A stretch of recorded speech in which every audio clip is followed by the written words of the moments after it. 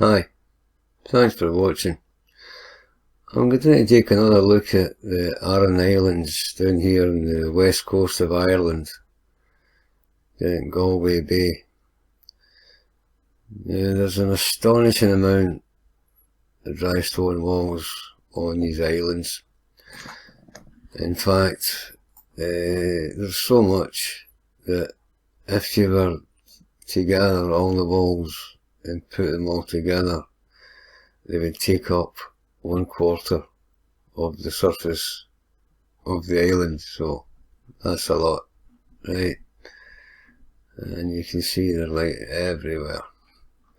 So we'll look at them later and have a closer look at this cliff. The cliff only goes down this side of the island, and I was trying to think, well, what could it have been? What if it was part of a giant tree, right? And for example, if you were to drill through here, you would hit all the tree rings, which is what we're seeing here.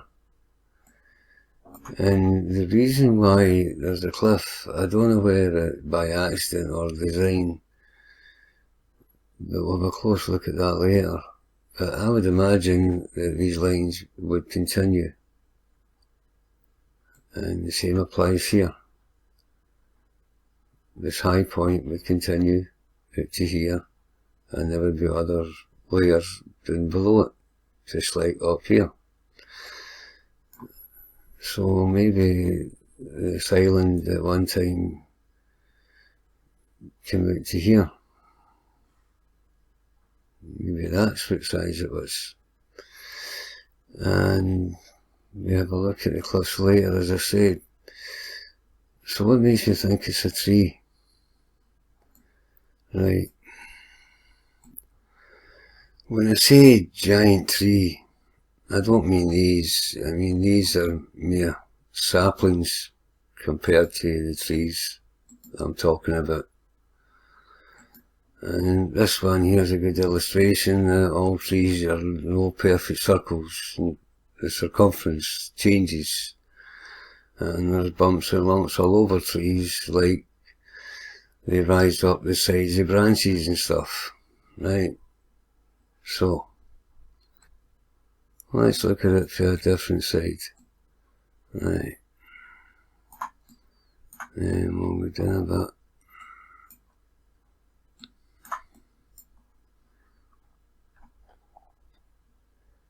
When you look at it from this angle, you can see the separate tree rings.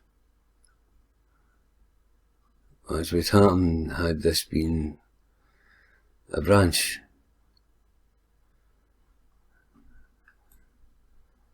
So the same thing applies here. You can see the different tree rings, and half it's missing. Right.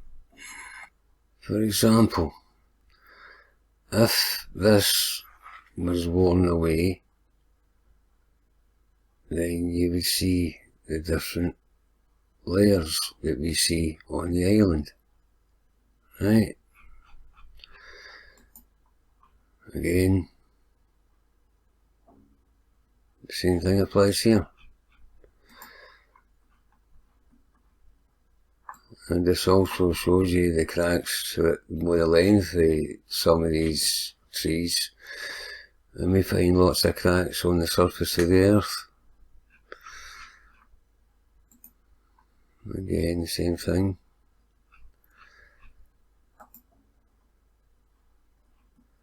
Right, so this is what I'm saying. If this eventually we told that they were turned to stone or some kind, so this would happen. You would see different layers, and the edges would wear away easier than the rest, right? And this artist has actually used the tree rings to help create his art. And this artist probably seen this piece of wood and immediately envisaged a dog's face.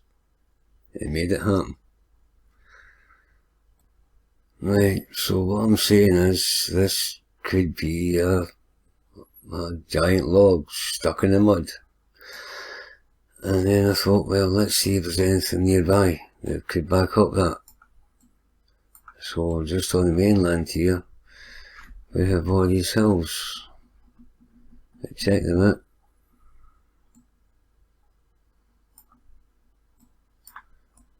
And they're all the same.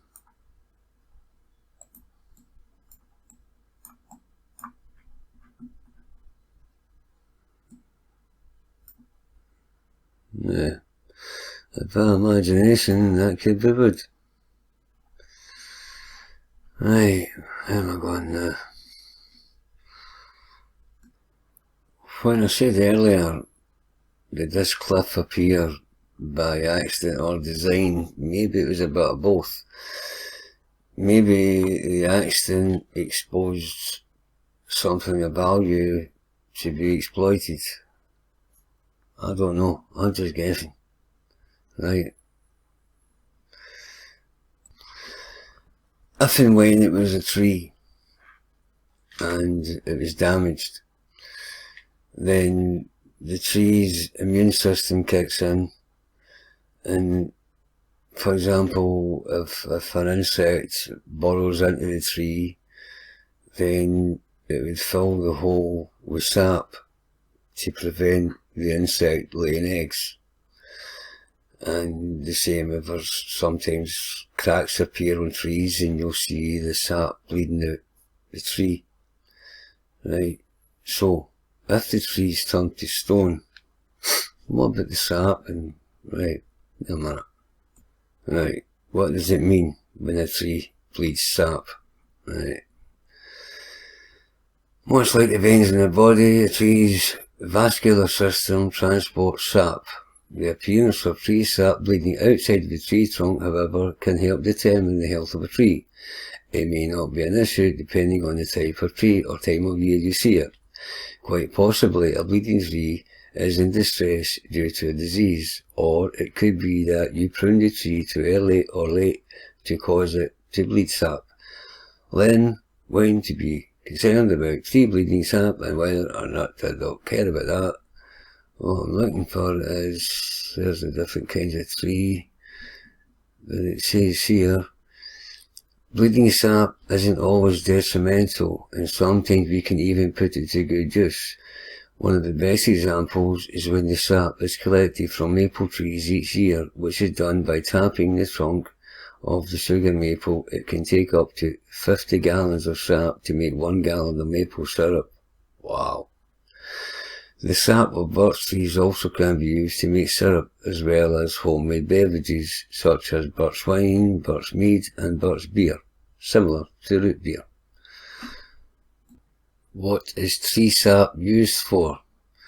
This, I believe, is a birch tree being tapped, and there's nothing like the memory of weekends filled with indulgent breakfast foods and covering your plate with sugary maple syrup. As children, maple syrup seemed to be liquid gold from the heavens. But it's actually from tree sap, not a maple syrup tree. Although the final result is sticky goodness, tree sap is actually a watery substance that is the lifeline of a tree. People often think that sap and tree resin are the same, but they're actually two completely different substances. Mostly all trees produce sap, but not all trees produce resin. Tree resin can be found in trees that belong to the Pinaceae family, such as pine, fir and cedar. Deciduous trees, a tree or shrub that sheds its leaves annually, don't produce resin as coniferous trees do. But coniferous evergreen trees like pine, cedar and Douglas fir can produce both sap and tree resin. Something else that comes from trees, amber. Amber is a fairly common, easy to work gem material, a constant wonder to the eyes. It typically occurs in various shades of yellow, orange and brown colours. On the other hand, pieces of green, blue or violet tints due to the extreme fluorescence are rare. Amber also has a wide range of transparency. So, this is amber, right, and this is from a tree. So what happens when the tree turns to stone? What happens to the amber? And it's just like that film, Jurassic Lark. Insects get caught in it. So anyway, I just thought I'd throw that out there. Right. Before we look, here's what they say. Today, the islands are a spectacular grey-green labyrinth. The maze of walls enclosing tiny green fields, and they mean tiny. Occasionally enclosing a shaggy horse or a cow. How quaint. The 3 islands occupy only 18 square miles. I stand corrected. According to one estimate, they contain 1,500 miles of walls. And I still think it's mind-blowing. I'll start with the smallest of the islands. Right, before we do that, we'll have a look at what they say about the islands. We'll go to Wikipedia, the biggest library in the world, and see what they say. They tell you where they are and where to find them. And I'm interested in what they say about the islands themselves. So, little is known about the first inhabitants to cross over to the islands, but they likely came across in search of a safe haven from attack. If the first part is true, that little is known, then we could replace the word likely with maybe, possibly, or never. The islands are made up of a carboniferous limestone and do not have a naturally occurring topsoil. Keep that in mind. Early settlers augmented the soil with seaweed and sand from the shore. Drystone walls were built to protect the soil. Really. 7 prehistoric stone forts used the word old instead of prehistoric. They are on the islands, and we have Don Ogassa is the best known, and we'll look at that later, and it's on the edge of a 100-metre high cliff. Right, and then they go straight, this takes us back to 1100 BC, right, and then they jump through there right up to 490 AD. Wow, nothing happened between then and then. And this obviously is the Christians coming. And there's a ring fort that's on Inis here. So I don't know why they call them ring forts. They could be there for some other reason. And there's a castle built by somebody called O'Brien, some wealthy shit, and they say that was the 14th century. And then the 14th, and then they go on to the 1820s, so they don't know a lot, right? So, and then they go on about the geology. Now, the limestone of the lower Carboniferous. Now, Carboniferous is a geological period, and it tells you all this crap about different lengths of time, because they need millions and millions of years for their lives to work. So it's formed as sediments in a tropical sea approximately, 350 million years ago, and compressed into horizontal strata with fossil corals, cranoids, sea urchins and ammonites, right? So this after this Lemurian age, apparently, right? So it's all nonsense, and there's limestone pavements, and they're all over the world. They ain't just here on these islands, right? So, and these are boulders that they say were washed up on the shore, right? And here's the person standing here. to give you a size of these boulders. So they're coastal boulder deposits. Right. And another great view of the islands and these cliffs. And I think this is relatively recent. I don't think that's old at all. That's a replacement. And here's all these fossils that make up these horizontal, that's what they say anyway. And it's fishing is a small but important part of the area. I think learning how to work a ship is also important. Right, so that was wiki, so let's go here. This is an Inis Mór, obviously the cladder design. Right, the Aran Islands, the history. Right, so here's a brilliant picture of the walls. Now, it's like you can't help but notice them. Right. And they built the walls to protect the soil. Really. Right. Again, they tell you where they are. And here's the same cliffs. That's a lot of sea urchins. Right. Well, the Aran Islands lay untouched by humans for several thousands of years, allowing its unique ecosystem to build up without interference.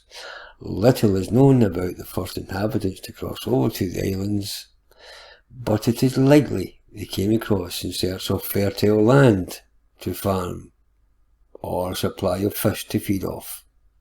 They weren't hiding for anybody. Right. Luckily, the land was perfectly suited for both, with the highest, most rocky parts facing the Atlantic, sheltering the low-lying fertile soil on the other side. The islands would also have been largely covered by forests, holy shit, which they cut down to use as fuel and building materials. Unfortunately, this left the soil with no anchor to stay in place, and rapid erosion occurred thereafter. In-depth analysis of the soil since then has proved that these early islanders' solution to the problem was to mix seaweed, sand and animal manure into the soil and painstakingly tend it to ensure their food source didn't go away. When the wood was gone, the islanders brought peat over from the mainland as their source of fuel. No mention they built their walls. Right. So the Aran Islands are home to some of the oldest archaeological sites in Ireland. Firstly, a network of stone walls totalling 1600 kilometres spans across all three islands, dating from prehistoric times. This would have been able to contain livestock and in some cases may have defined land boundaries. From the early Christian period, there are clochans or beehive huts perched on the edge of the cliffs and used by monks for reflection and meditation. At one stage, there were up to a dozen monasteries established on the Inis Mór alone, with Enda of Aran, he was a warrior king from Ulster, establishing the first one. Right, so they don't tell you who built the walls and how long it took. Right, so, yeah. So on here we were told there was a forest that disappeared without leaving a trace. There's not a stump on the island, and there's no trace of much wood. Right, so, here, right, amusing planet. So, this again tells you, travelling across rural Ireland from east to west, one thing arouses curiosity among many first-time visitors is the hundreds of miles of stone walls that meander across farmlands in all directions as far as one can see. These stone walls are nothing odd or unusual for the Irish population, but visitors question them a lot. Actually, everybody questions them a lot. Although Ireland's landscape is mostly green, you only have to dig a little way beneath its lush verdant carpet to discover that underneath the rolling greens lie a thick layer of hard blue limestone. This famous blue limestone is found all over the country, and it lies under more than half of the island. Right, so you see a lot of grass, you don't see a lot of crops. I don't see many. This is about it. Right, that's marshland. Right, so Ireland is mostly a rocky island composed of carboniferous limestone for carboniferous, sea coal for coal sea wood. Formed about 300 years ago. At that time, Ireland was part of a shallow sea between two land masses near the equator. Really? Shifting continents raised a part of the seabed above the sea level, which later became Ireland, and over hundreds of millions of years, the mud evolved into a tough, finely grained limestone just below its surface. These rocks, extracted from the earth, became the most commonly used building material for the Irish population. From the Stone Age tombs on the Burren to the Iron Age hill forts on Inis Mór, to the battered castles and monasteries of the Middle Ages, these stones are everywhere. Particularly ubiquitous are the stone walls that crisscross the country. The stone of these walls are usually unearthed from the field itself. The fields need to be cleared of the stones in order to be farmed, and since there is no easy way to get rid of the rocks, the farmers use the material at hand to build low walls to delineate each other's property. Right. The walls are nothing more than boulders piled on top of each other without mortar. They are often quite low and not very stable, because of which they need constant maintenance. The instability of the walls, however, work in their favour, making them good barriers against livestock that are reared in the area. Animals who have learned from experience that they collapse rather easily keep themselves away from the walls. Well, I'm going to disagree with that whole statement. I don't know how sheep decide that the walls are easily to collapse, and if that was the case, if they fell apart so easily, why they lasted for thousands of years? Right, so here they go on about the islands again,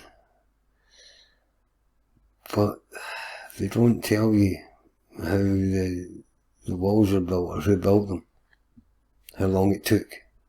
I'll look into that in a wee minute. Right, so it tells you names of them, and its inhabitants have over thousands of years created life where there previously was none, making things grow out of the rocks by developing a unique farming technique where dirt dug from cracks in the rock are combined with composted seaweed. Today, the islands are impossibly green, with low stone walls dividing the farming fields, segregating livestock and keeping the thin layer of soil from blowing away. Right. So that's the walls. And there's quite a lot of them. In fact, they're everywhere. And there's all these sea urchins and stuff. It's in layers, so they say. Right, so I'm questioning this anyway. That's definitely questionable. That's no. is. Right, so what they're saying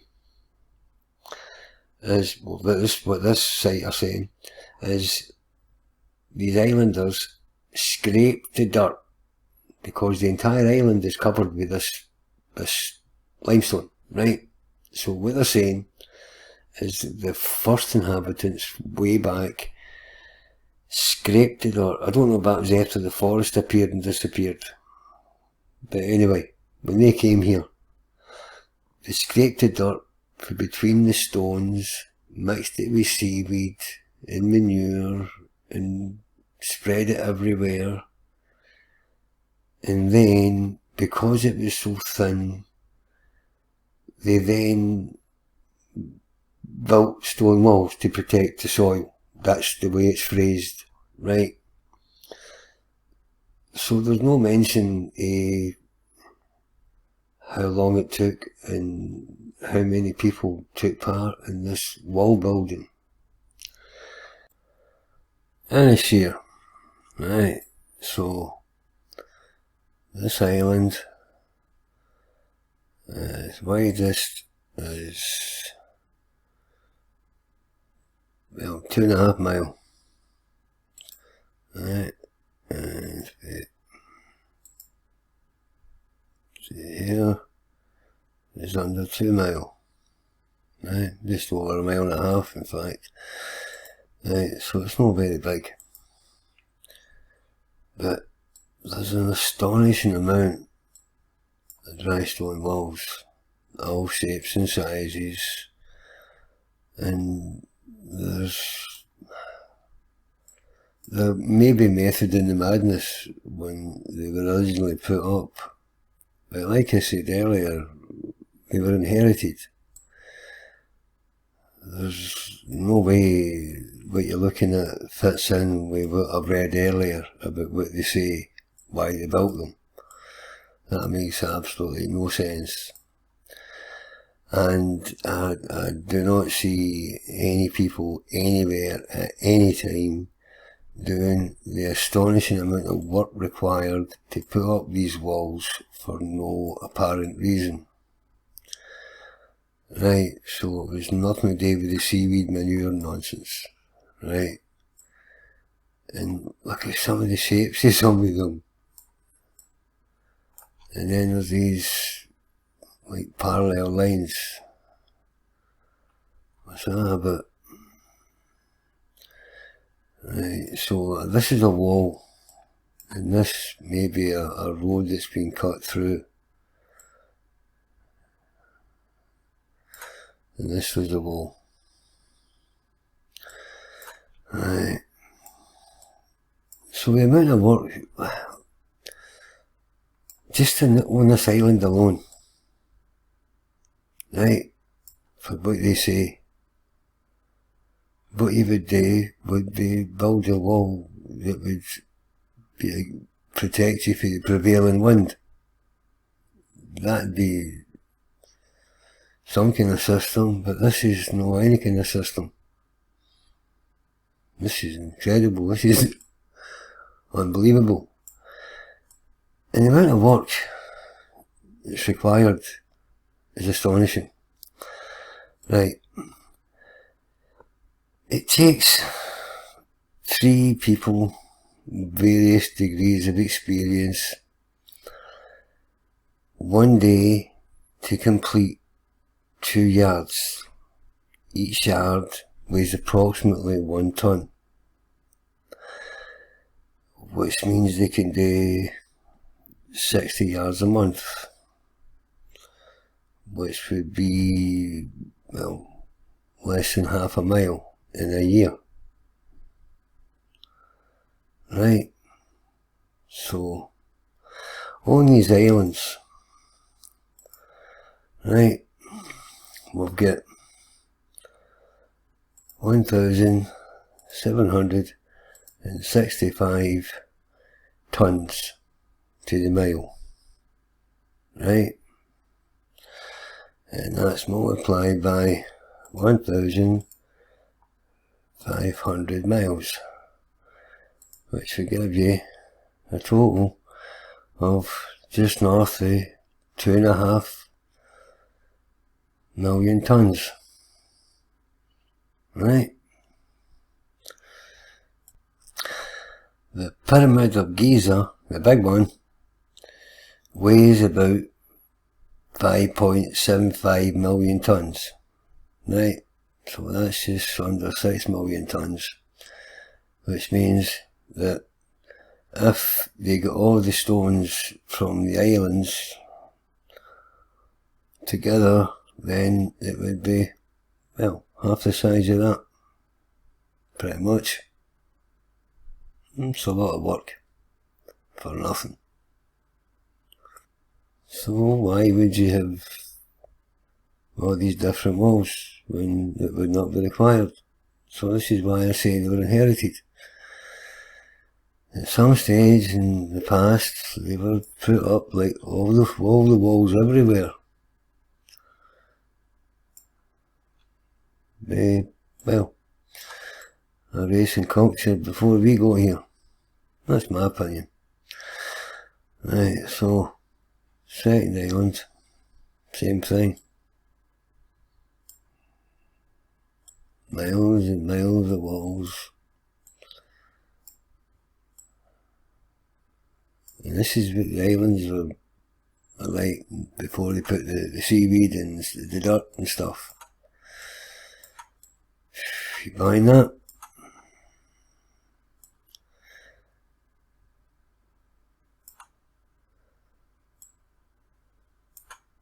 So they're just miles and miles of walls.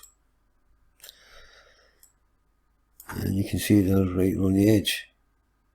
Some I think have been worn away. But the walls go right to the edge of, well, what do you call that? It's not as if it's, it's like this.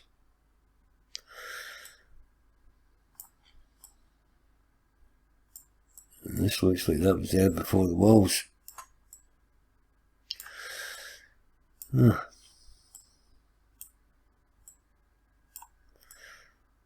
Right, now.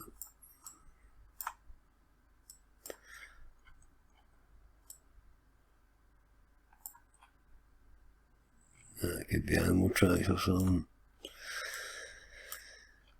Right. Anyway, I was going to look at these cliffs on the bigger of the islands. Another airport. Although why you would go, I have no idea. Right, so here's the big island, and it's the cliff. It's just like as if it's been worked on or something at some time. Right. Anyway.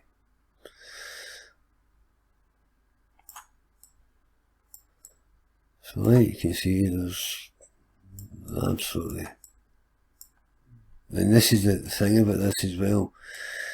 So if they were doing seaweed thing, right, and that's what the walls were for, okay, then why are all these fields empty? Why is that? Why do they look like tree rings? But there's no manure, seaweed in any of these fields. So I don't buy the explanation that they came out with. Right, like back to these cliffs. Right. Aye, so they look as if there's lots of right angle corners.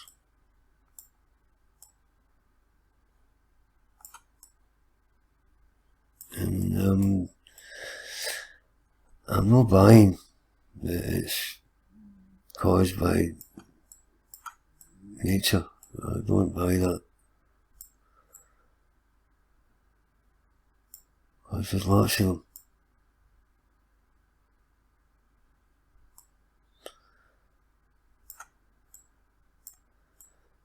And there's this giant wall. How long do you think it took to build that, and how many people took part? So I think these monuments and stuff, I think these were built after the walls, but the original walls were way back. Right. And this wall was round the edge of the shape of the cliff. So would that mean the cliff was there before the wall? Right.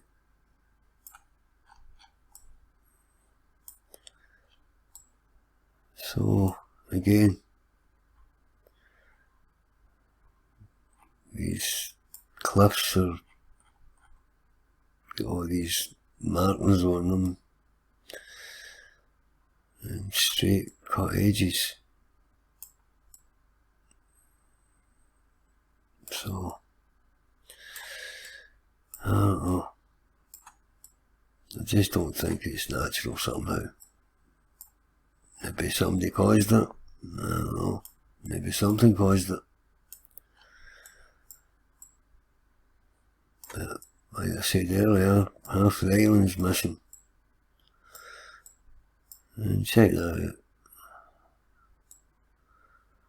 out. Right. So there's lots of these pits right along the coast. I have no idea. Right. This I'll come back to. Right. But check this out.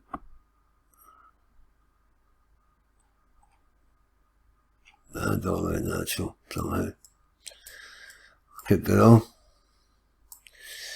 And then there's this. And this is a semicircle, right? I believe that the original probably came out to here somewhere.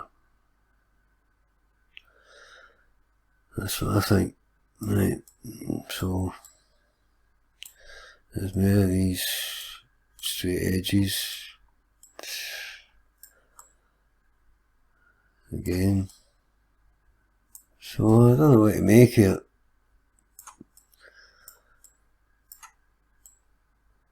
They're all over the place. Right. And there's even some cliffs up here, right? And they're like, come on. Right. So let me show you this thing here. This, I call it the wormhole. Where is it? Right. There you go. Right. This is a wormhole. Right.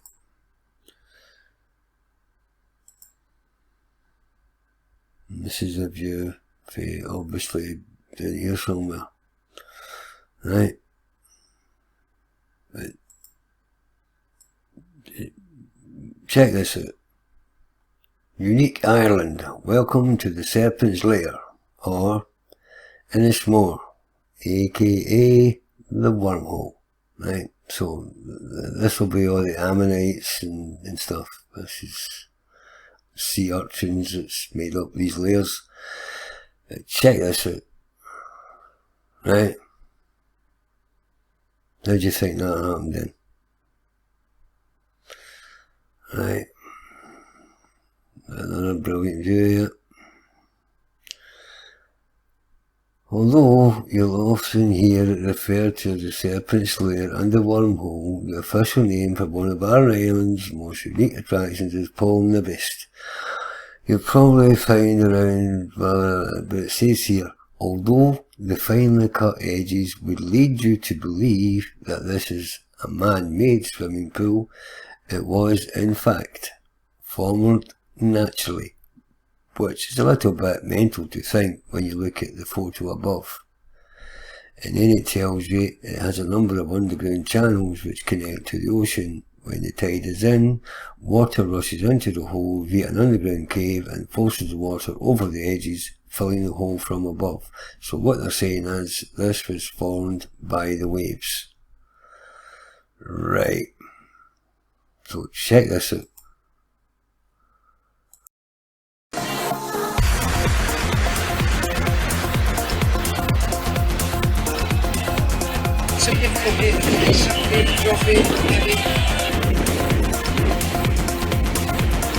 Yeah, it's an incredible step for the women diving, and we saw the strength of the women here at this event, you know, challenging the weather and really pushing the boundaries and showing how strong we are. So it's going to be nice to stand underneath the men for the rest of the season and just, you know, push the sport to its limits.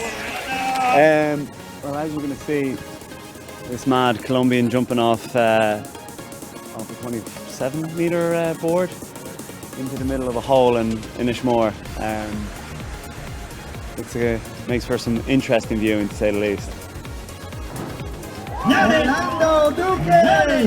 Standing up there, it's so scary, and you kind of block everything out, but hitting the water and coming up and hearing the crowd cheer and you know, kind of giving you a sign that, yeah, I'm happy.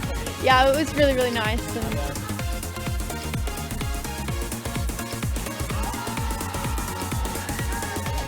When we saw it again on the list of competitions, it's tough. It's there's places where you're relaxed, and this one's definitely not one of them. That said, at the end of the competition, everyone feels in a really good mood, because you know you've done something that a lot of people would just it would blow their minds. Yeah, Mac, we've seen there today with the helicopter coming in and taking or lifting a couple of way. Does that sort of put more fear into you as well, or is that just a part and nature of the competition? It definitely affects you when you see people hurting themselves and needing hospital treatment. It's mentally challenging. You know what the risks are, and it's right in front of your face.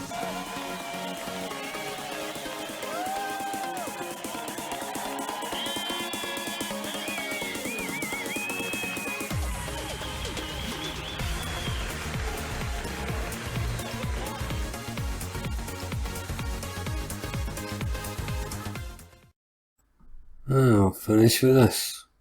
Ley lines. And here's the ley line going straight across to Galway Bay. Only it stops here. And if it had been straight on, I'm guessing it would hit the islands. Right? I don't know. Well, thanks for watching. Please comment,